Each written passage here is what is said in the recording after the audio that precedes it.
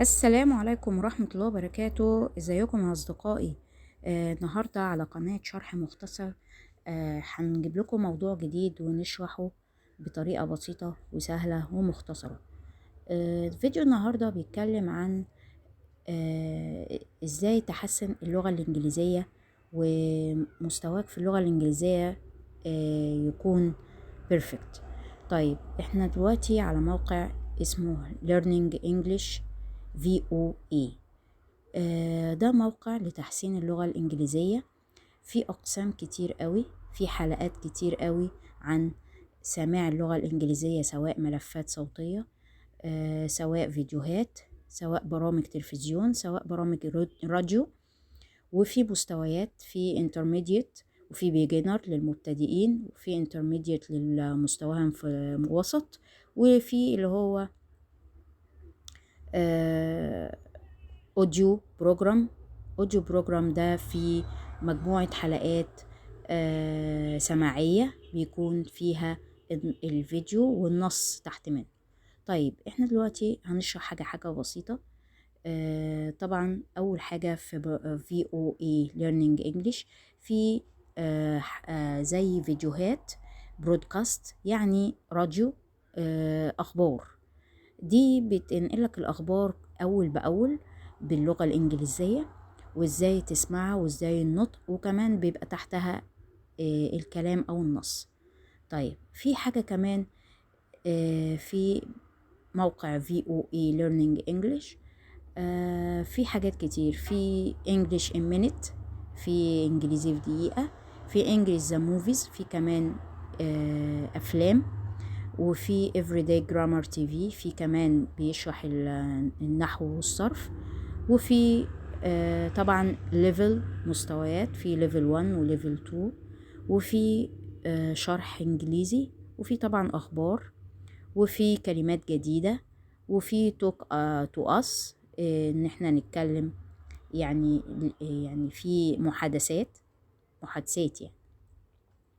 طيب نيجي هنا، دي فيديوهات برودكاست اللي هي أخبار يومية باللغة الإنجليزية، بتمرن ودنك على سماعها علشان خاطر تحسن الاستماع إلى اللغة الإنجليزية.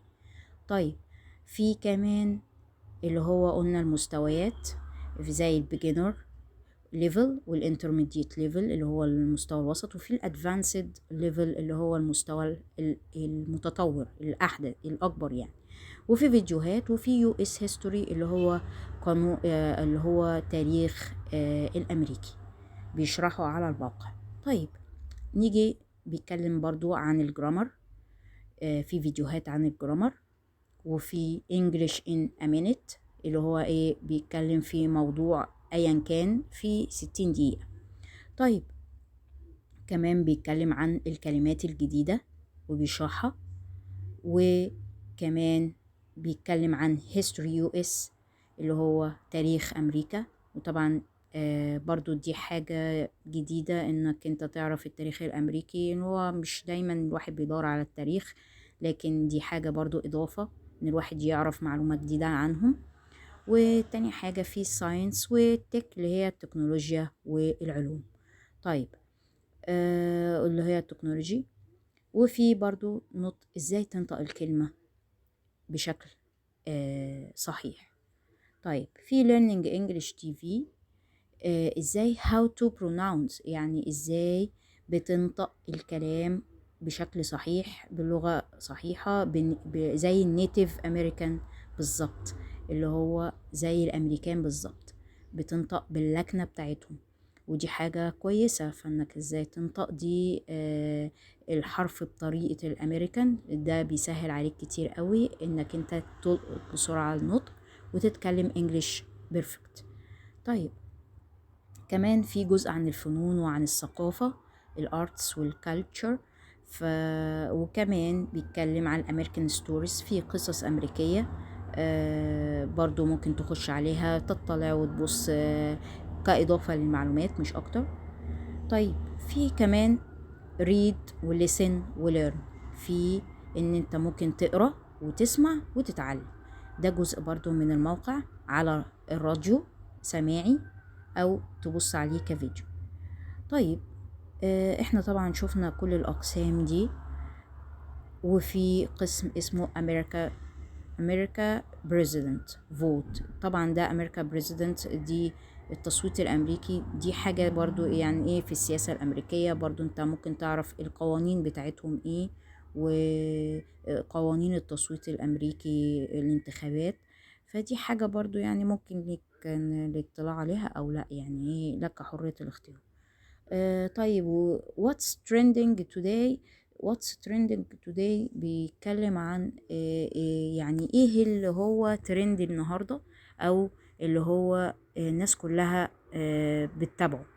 طيب في حاجة برضو لفتت نظري في الموقع، ان هو بيقدم ميزة قراءة النص باللغة الانجليزية. يعني يجيب لك نص مثلا قدامنا زي Princess Harry new book details fight with brother William.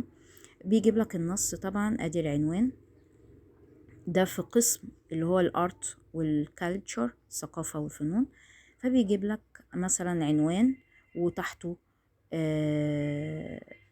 تحته نص زي كده، وفي برودكاست بيتسمع وممكن تقدر تحمله باي VOA. يعني هاري برنسس نيو بوك ديتيلز، طبعا ايه كان في خبر وهم معلقين عليه بالصوت، وادي الكلام اللي نقدر يعني هو الفيديو ده تشغله تسمع نفس الكلام اللي هو تحت، اللي هو in the new book about life a member of the royal family Princess Harry of a Great Britain.